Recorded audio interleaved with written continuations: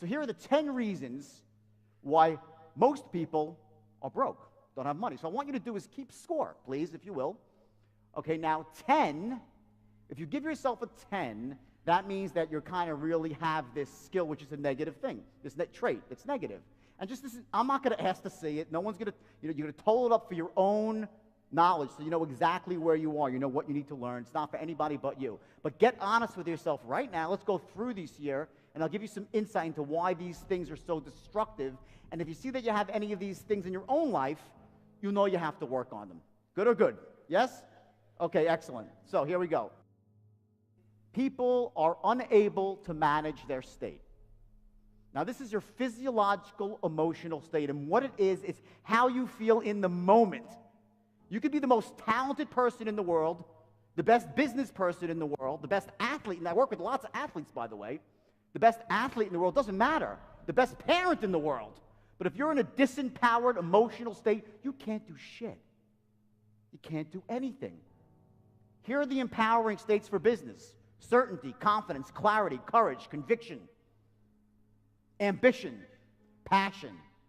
Disempowering states for business: overwhelm, uncertainty, fear. Those things destroy you. Now, we can't manage our state all the time. You're not a robot. You know, I try this stuff. I'm pretty good at this, but believe me, I fall out of state all the time. But that skill, that in the moment when it matters, when it really comes down to it, can you manage your state?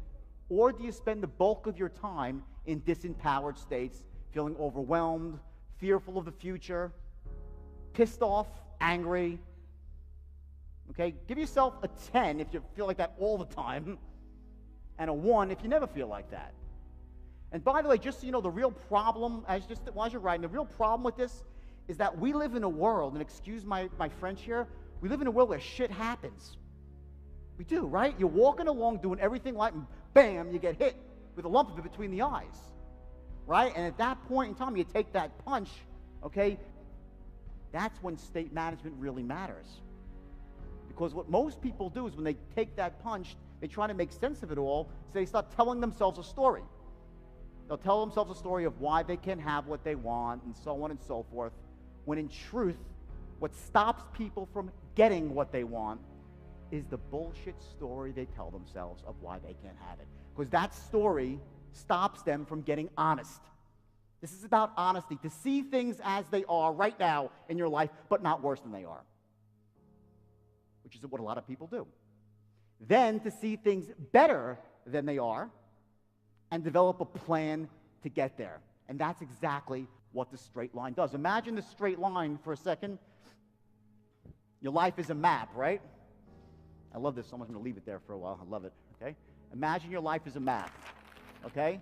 This is where you want to get to, your goal, wealth and success. Who here wants to be wealthy and successful? Raise your hand and say aye. Everyone. Anybody not want to be wealthy and successful? Take a bathroom break. It's a good time. Because by being around me, I used to say, just if you want to get rich, just walk behind you, or nickels, money falls out of his pocket. I'm not that organized sometimes, okay? So you get wealth, just be around me. Here we go. This is where you want to go, okay? The straight line is the perfect, just accept it for right now. Put the skepticism down for a second. Imagine the straight line being the perfect way to get to where you want to go. And you know me, let's say you knew me for 3 or 4 years, and you'd seen all the people I've turned into millionaires, all the money I've made for people. You really knew the kind of guy I was, my altruistic sensibilities, despite the fact that I made huge mistakes in the past. I'm not a perfect person. But just imagine for right this moment that you knew everything I was saying was true. The straight line was the perfect formula. Let me tell you something. If you don't have a starting point, I can't draw a map for you. The straight line goes nowhere without a starting point. What you need to do is get honest with yourself, see things as they are, not worse than they are, then see them better than they are, develop a plan to get there, and this is your goal, your vision for the future. Make sense? Yes or yes? Okay, great. Give yourself a score. Next reason people are broke, they set impotent goals. Here's the deal. And you're going to know this is true when you hear it, because it's a basic truth of life. The reason that most people are not successful or not wealthy is not because they set their goals too high and miss them. It's because they set them too low and hit them. Get that? It's not because you set your goals too high and miss. You set your goals too low and you hit them. And you get caught up in the average daily struggle of averagism and mediocrity. That's what kills people. Everybody raise your hand for a second, please. Raise your hand. Now raise it as high as you can. I'm going to crouch so I can see. Okay? Now just raise it a bit higher, everyone. Higher. Why the hell did that happen? I say raise it as high as you can. And everyone says, okay, then a little bit higher. Okay, well, if you really mean it, right? You get it? It's that extra inch. That's where you want to set your goal. Not pie in the sky and out of control like it's never going to happen. Because that's a load of crap, too. People that set those sort of goals, they abandon those goals. And we'll get to that later. But the idea here is you want to set the goals just above your comfort zone. So now think about it for a second. Think about your goals right now. How do you set them? Are you setting them very low and hitting them? If that's the case, then give yourself a 10. Are you setting goals that don't inspire you? Some people set goals that might be high, but they're crappy goals. They're not the sort of goals that make you jump out of bed in the morning, make you want to go to work for yourself, to secure the future, not just for you, but for your family. So you don't have to compromise or acquiesce to anybody unless you love them, unless you want to. That's freedom. You know, money's just a mechanism to get there. I look at myself as a guy who helps people solve the money problem. Get it? So give yourself a score. I love this one. They subscribe to The Secret. What a load of crap this is. Hello? I read this book because I was in disbelief because people would tell, here's the strategy for success of The Secret, right? Go into your house and into a quiet room and you close the lights, draw the shades, and sit on a couch and visualize a big fat check. 25 G's, $1,000 US, okay, with your name on it. And I want you to imagine that check and just make that check go bigger in your mind and make it real, more real, and just put it out into the ether of the universe, and the law of attraction will take hold. Just think about it. Bullshit, right? Hello?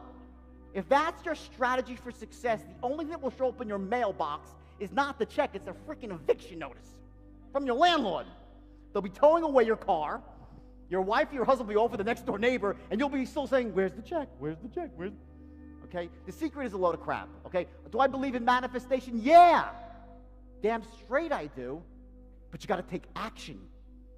I'm one of those unfortunate people. I tried it. I really did. I swear I tried it. I read the book and said, well, let me try, you know? So I sat there and I prayed for the check. Never came. But when I went out and started taking action, guess what? The check came with an extra couple of zeros attached to it. So if you're the sort of person, no judgment being passed here, just a little judgment being passed, that subscribes to The Secret, give yourself a big fat 10. And if you subscribe to the world of action, give yourself a 1. Limiting beliefs. These are killers. There are 2 I want to focus on right now. There's lots of them, but the point is this. There are 2 types of beliefs I want to describe right now. One has to do with life. One has to do with money. Let's go to the life belief first. Will it work? Poor people believe they are creatures of circumstance. That means that the life happens to them. You get that? While rich people are creators of circumstance. I will tell you this, there is no more destructive belief in the world than to think that life happens to you. Because there's 3 things that you do when you don't think that you can create your own destiny. I'll tell you exactly what they are. Ready? Number 1, the first thing you do is you play what I call the blame game. You start blaming everybody for why you don't have what you want. You'll blame the government, you'll blame your family, you'll blame your spouse, you'll blame your boss, you'll blame the economy, you'll blame the people on Wall Street, which probably deserve some blame, but you'll blame anybody and everybody when you think the world happens to you. You're powerless. The second thing you do is you justify.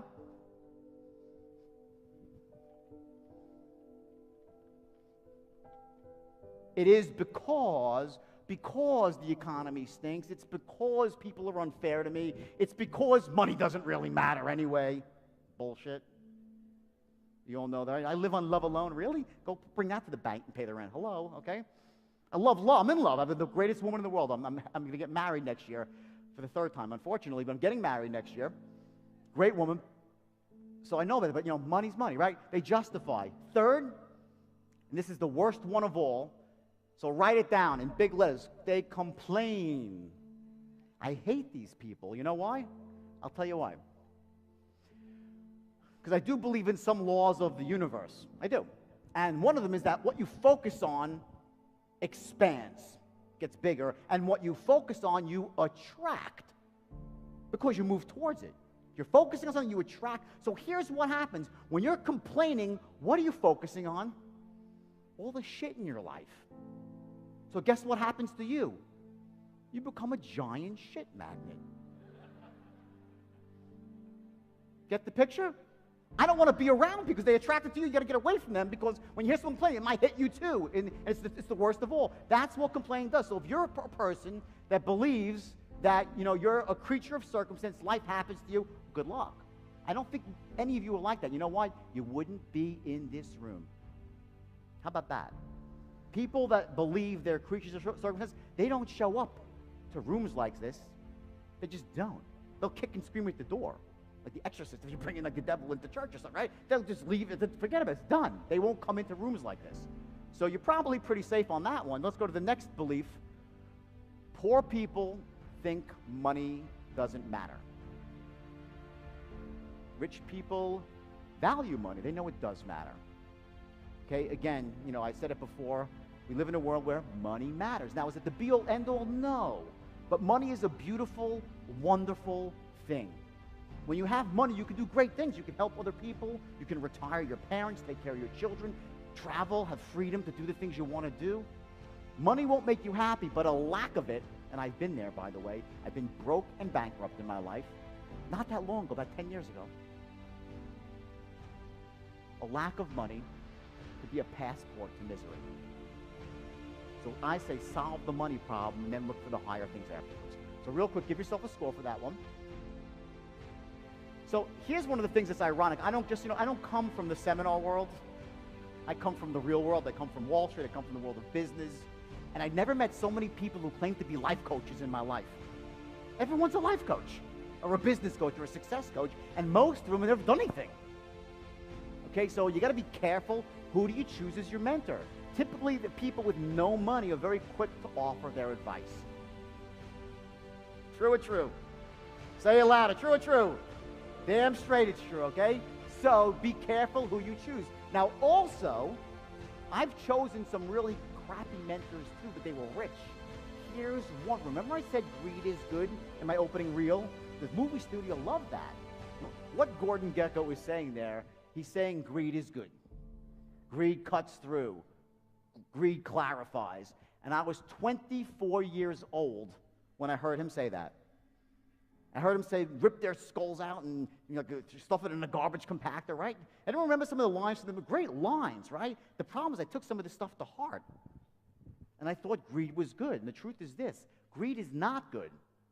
Ambition is good. I got to crouch so I can see you. The lights are so bright. Ambition is good. Passion is good. Greed is destructive. The first thing that happens when you get greedy, and I know firsthand, is ethics go flying out the window. It becomes about making as much as you can, as fast as you can, and you do not care who gets hurt along the way. So be careful the mentors that you choose. Don't choose the slubby fat guy in his undershirt with the whiskers on his chin who's never done anything but been a bum. A lot of those people on the phone, they're life coaches. You don't know who's on the other end of the phone on the internet, right? It's true, which can work to your favor. I'll get to that later. For those of you who want to make money really fast, I have some amazing stuff. You're going to make a lot of money just being around me. I got some great ideas. Anyway, and conversely, you don't want to choose that sort of mentor. And when you model someone, when someone becomes your mentor, remember this. You don't have to model the entire organism, right? You can take a piece of them. Take the ambition, but not the greed. Take the strategy, but not some of the other stuff that comes along. So write down your score. If you got good mentors in your life, give yourself a 10. If you got lousy mentors, give yourself a 1. No, you got good mentors, give yourself a 1. Lousy mentors, give yourself a 10. I'm sorry. They're controlled by fear. This is a killer. We all know this. And there are basically 3 ways to process fear, to manage fear. Let me tell you what they are. Number 1 is to pretend that fear does not exist. This leads to a place I call, I'm going to write it right here, flip the chart. Wish I was taller. Okay, the biggest, baddest, I'm 5'7", 148 on a good day, okay? So here we go, ready? First way, okay, when you manage fear, right, is you ignore it. You pretend it doesn't exist. And here's where you end up. In a place called poverty and misery.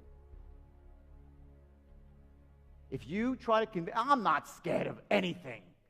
I'm not taking action. I'm not starting my own company. I'm not going out there and trying to strike it rich. It's not because of fear. And then what do? So you tell the story. You get it? That's not what you'd say to anybody. What you would say is, money doesn't matter. It's too difficult. I don't come from a rich family. A guy like me is not cut out for that sort of stuff. Oh, it's not important anyway. Those people, rich people, are all idiots. All the stuff that we hear. That's a result of not admitting to yourself that you have a bit of fear. You ignore it and you let it control you. That is the most disempowering state for wealth and success. The most. Second is overwhelm. Third is uncertainty. And along with that, confidence. Second way, I'm going to leave the third one for last. The second way, which is, you click here, you act in spite of fear. That's what I'm a master of doing, by the way. I was always scared. Scared to fail. Scared what people would think if they knew how I didn't know all the answers back when I was younger. I was scared, but I acted anyway. I never let fear stop me. How many people act that way in their lives? Raise your hand and say aye if you do. Anybody have that strategy? It's the achiever's special, I call it. That's what achievers do. They're scared, but they act anyway. Okay? Here's what happens when you have that strategy. You end up in a place called wealthy misery or wealthy anxiety. Anyone here know what I'm talking about? Raise your hand if you know what I'm talking about. Anybody? Come on, come clean. Anybody? I got a couple of hands. A lot more. Okay, come on. That's the truth. If you're sitting there acting in spite of fear, okay, you're not processing it correctly, you're going to be nervous a lot of the time. Always concerned, what happens if I fail? What happens if I don't hit my goal? The whole 9 yards. It's better than the first, but it's not the best way. The third way is embracing it and letting it motivate you. And I'll get to that later. But for right now, give yourself a score about how you manage fear. Do you have the achiever's mentality, where you process fear, but you act, but you're scared all the time or nervous? A lot of people like that. Give yourself a score. This is what poor people always do. They try to come up with something spectacular, something new and novel. Okay, that's the biggest trap ever. The opposite is true. You need a proven system. That's why I developed the straight line system out of desperation, because I had 100 companies that were suffering. I needed a way that was basically really, really simple for anybody to run a company, anyone to get wealthy personally. Great quote, Warren Buffett, one of my mentors. Seen him 3 times, and I read all his books. Brilliant. Ever know Warren Buffett? Yes or yes? Yes? Okay. He said, when I buy a business, I want to make sure the systems are so good that even an idiot can run it. Because sooner or later, one will. Okay? So, when you go out there and try to earn money in the past or right now, are you using a proven system, or are you trying to reinvent the wheel? If you're trying to reinvent the wheel, give yourself a big fat 10. If you're using a system, simple, proven, effective, give yourself a 1. This is going to be like golf. The lower, the better. It's a golf score. They're lousy at business. Manchester Farms Meat and Seafood. That was my first business. I started when I was 21 years old. In fact, I started my first business really when I was 9 in a paper route, knocking on doors, expanding my paper route. I made good money when I was 9. When I was 12, I started shoveling driveways after snowstorms, making $20 a pop. Doing pretty good after snowstorms. In Kuala Lumpur, you'd go out of business real quick. Not a lot of snow around here. When I was 16 and a half, I hit it big for the first time. And I was going down to, this would do really well in Kuala Lumpur. I would go to the local beach when it was hot during the summer, there was a long walk to the concession stand, and I'd go with an Italian, a cooler with Italian ices, chipwiches, and fudgicles. And I started making big money, $600 per day when I was 16 years old. I was making $20,000 to $30,000 every summer in 2.5 months, and I used that money to put myself through college. My parents didn't have money. I put myself through school working on the beach. My friends were making $1.50 an hour. I was making $600 per day. Best business in the world. Ice cost me 7 cents, sold it for $1. At the end of the day, whatever they didn't sell, it would melt. I didn't care. No cost of goods sold. Who's in business, by the way? You know that's a great thing, right? Great thing, okay? The problem happened with that Manchester Farms Meat and Seafood, which was my first real business in the real world. Can we flip that slide up, please, of the seafood? I started that company, I started that company from scratch with 1 truck. I answered a blind ad in the paper, and I worked for someone else's company for about 2 weeks, figured it out on my own, bought my first truck, and started going door to door selling meat and seafood. Within 7 months, I had 26 trucks on the road and was a millionaire, 21 years old. And I was making money. I bought a beautiful red Porsche, met my first wife, we got married, everything was got a pocket full of money, it was great. Problem? I was making every mistake in the world about business. I had no experience. Business is not a skill that you're born with. You're just not. It's something that you learn. The problem with most people, they just don't know how to do business. No one ever taught them. They don't teach it to you in school. Business 101, bullshit. That's not real world business. You know, that's theoretical. You might get this. I'm not a theoretical sort of guy. Just not. You know, I'm a guy that lives in the real world. Everything I do is real world, works, been proven. So business 101 in college, yeah, it's great for some, basic stuff. It doesn't translate. I took business courses in college. I went into that business and I got buried. I thought I was a millionaire. I was actually growing on credit. I overexpanded. I was undercapitalized. And bam, just like that, I was out of business and bankrupt at 23. Lost everything. Even my red Porsche. I had a tear trickled down my arm and they took my Porsche away with a hook on a tow truck. Worst day of my life up to that point. And that's why I went down to Wall Street. Because in my town in New York, when you want to make a lot of money and you're young and you're ambitious and you can sell, you go to Wall Street. I knew some people making a lot of money there.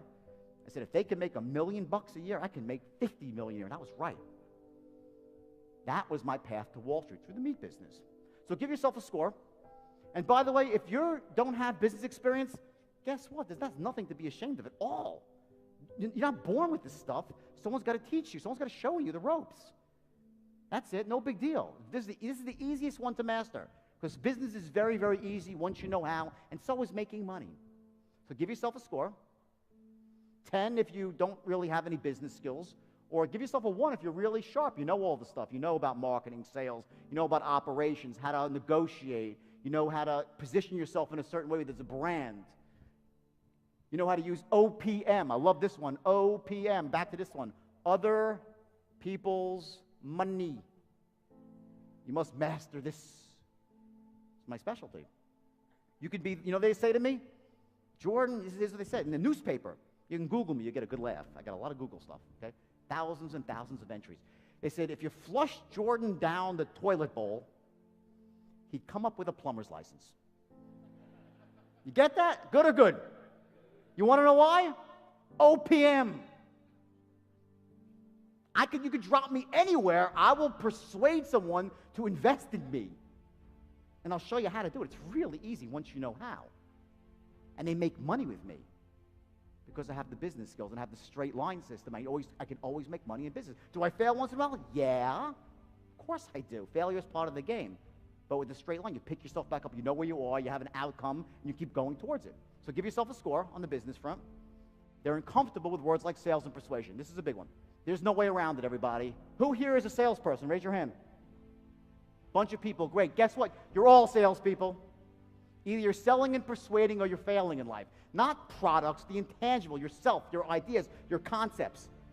Selling your kid to make his bed. I'm failing miserably, and I can't get my kid to make his bed. I'm a pretty good salesperson, right? Either you're selling and persuading or you're failing. This is a skill you cannot get around. Everything I'm going to show you today, and there's some great speakers here. I looked at the list. It's amazing. Great speakers. But this is an art. This mastery, or at least effectiveness, getting to be an effective persuader, is the most crucial skill that any human being could have. And here's my man, my mentor, Warren Buffett, right? Not the sort of guy that you would think is a master salesman. That's not what his life is about. Guess what? It's the single most important skill Warren Buffett has. And he said it publicly on numerous occasions. But the point is still the same. You have to learn not to be a master salesperson. That's not what it's about. Or a hardcore salesperson. You have to become an effective persuader.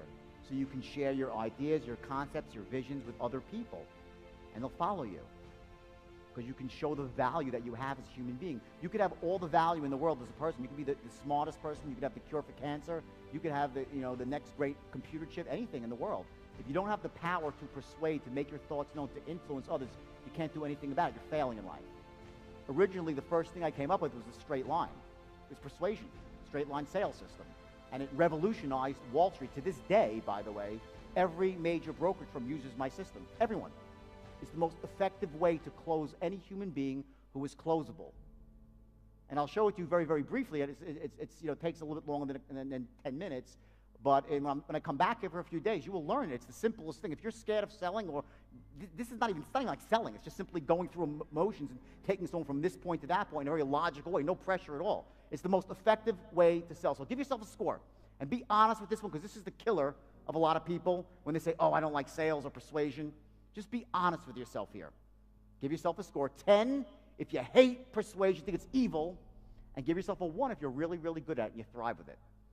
The biggest one of all, they slave their lives away for a paycheck. This is why most people are broke. They work for somebody else. There's no way around this. It's very simple. There's just no way around it. If you work for somebody else, there are a couple of exceptions. I'll tell you what they are. Number 1 is if you're a commission salesperson working on heavy commission. That's one way around it. Second way is if you work in a certain industry like banking, investment banking, where you can leverage off of a huge company's assets, like a Goldman Sachs or a Citibank or one of the Kuala Lumpur Bank, whatever it might be locally here. There's very few exceptions. Other than that, if you really want to get ahead in life, you have to own your own business. Now, I'm not saying you got to go out and quit your job right now. Absolutely not. I would never tell a human being to do that. When I mentor people, that's not what the straight line. The straight line's not about that. What it's about is showing you how to start a business that allows you to do it without quitting your current job. That's what it's about. Without having to put up a lot of money. And if you need any money, you learn how to raise it like that. Not borrow it, raise it. Real cheaply. But at some point in time, if you want to get wealthy, and just please, again, if there's probably one other thing besides that formula that you take away from this today, you have to get into your own business. I sincerely mean that from the bottom of my heart. You have to do it at some point in time if you want to get wealthy, or else you're a pawn in someone else's game of chess.